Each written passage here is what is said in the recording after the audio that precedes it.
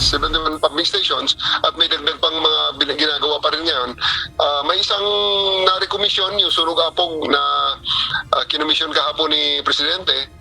Puspusan pa rin ang paghahanda sa tag-ulan ng Metropolitan Manila Development Authority o MMDA.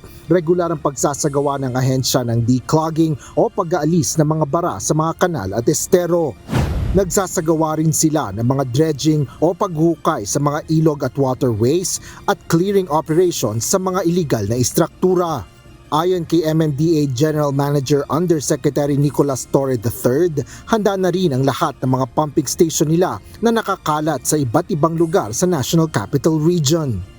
Opo, may mga tuloy-tuloy ho ang preventive maintenance, so may mag-shutdown dyan paminsan-minsan pag walang nakaschedule na walang namamonitor ng mga malalakas na ulan. So regular maintenance, tapos kami na ho ang nagmamanage.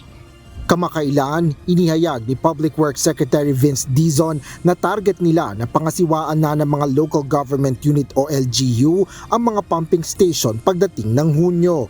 Ito ay upang matiyak ang tuloy-tuloy na operasyon ng mga ito lalo kapag malakas ang buhos ng ulan. Kaugnay nito, binigyan diin ni Yusek Torre na hindi lang isang lokal na pamahalaan ang nakatutok sa pangangasiwa laban sa baha. Ito anya ay regional problem dahil wala naman anyang jurisdiksyon ng mga daluyan ng tubig gaya ng mga ilog.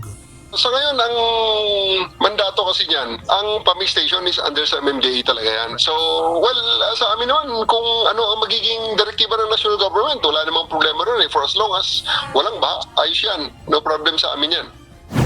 Patuloy namang nananawagan ng MMDA sa publiko ng iba yung disiplina dahil hindi lang nila ito para sa sarili kundi para rin sa bansa. Asher Kadapan Jr., UNTV News and Rescue.